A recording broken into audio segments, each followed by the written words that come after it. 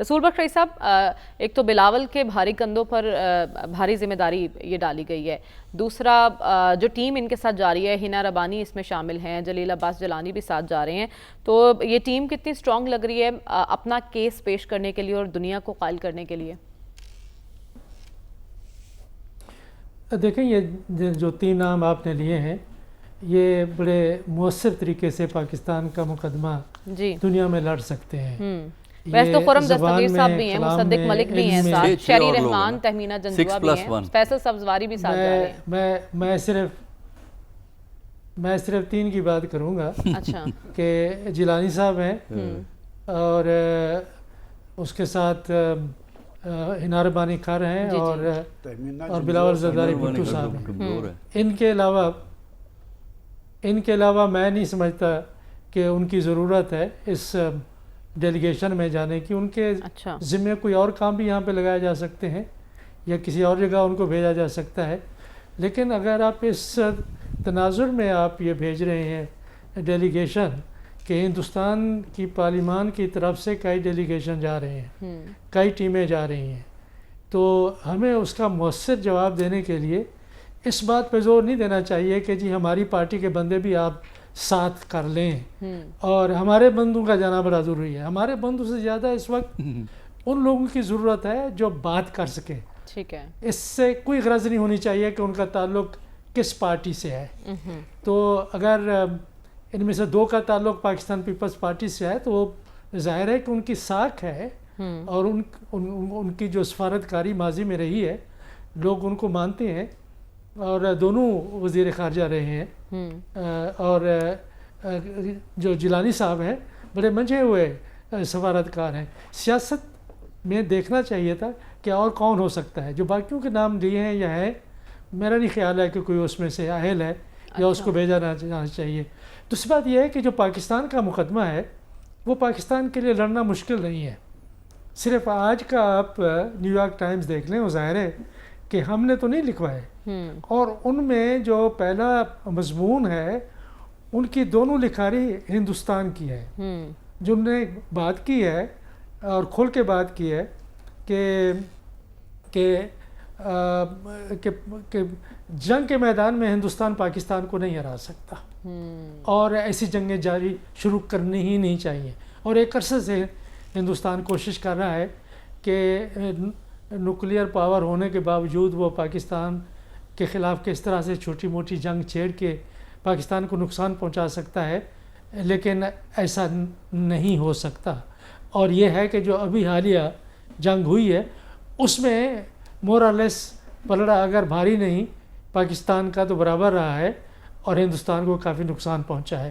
اور دوسرے آرٹیکل میں بھی میں سمجھتا ہوں کہ بات کھلی کی گئی ہے ہندوستان کے میڈیا کے حوالے سے کہ انہوں نے بالکل جھوٹ بولا ہے، اور کچھ نے تو وہاں میڈیا میں کے سامنے جا کے، ایک سردار دیسائی ہیں، انہوں نے معافی مانگی کہ ہم نے غلطی کی اور ہم یہ کہہ گئے وہ کہہ گئے، ہمیں کوئی معلوم نہیں تھا۔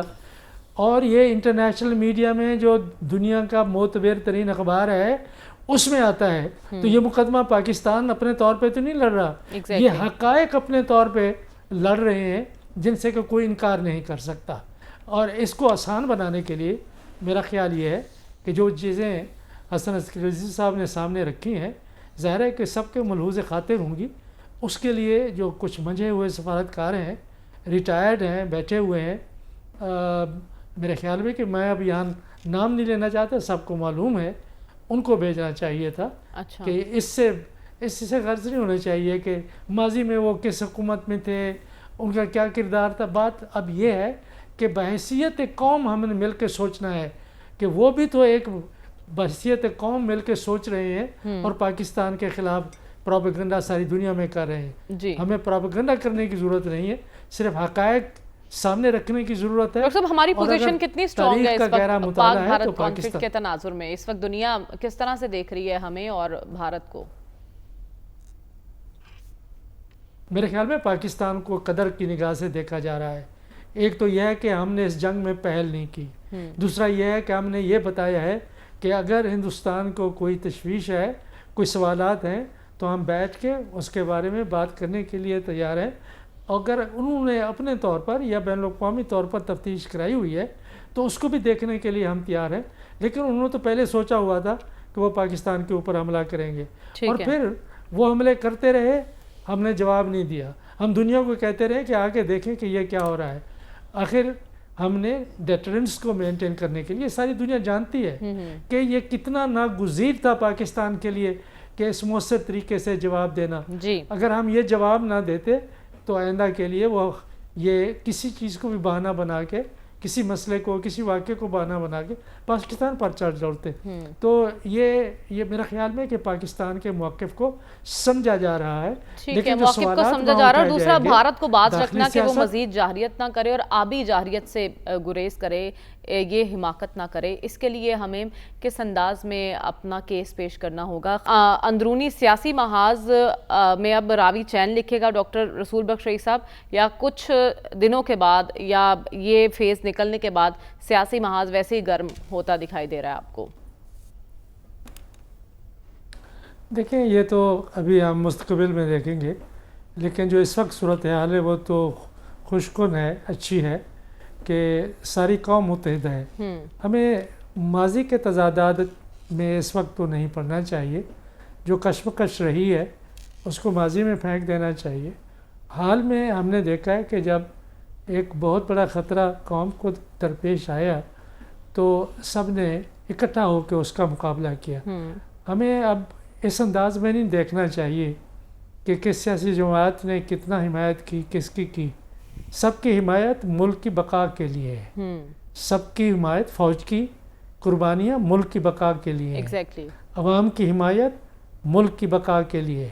سیاسی جماعتوں کا اکٹھا ہونا اور تمام اپنے اختلافات کو ختم کرنا یا بھلا دینا کچھ عرصہ کے لیے، یہ ملک کی بقا کے لیے، سلامتی کے لیے ہے، امن کے لیے ہے، اور اس سے ہم ایک مضبوط قوم کی حیثیت سے ہر جنگ میں، ماضی کی طرح ہر لڑائی میں، جب بھی ہندوستان کی طرف سے ہمارے اوپر کوئی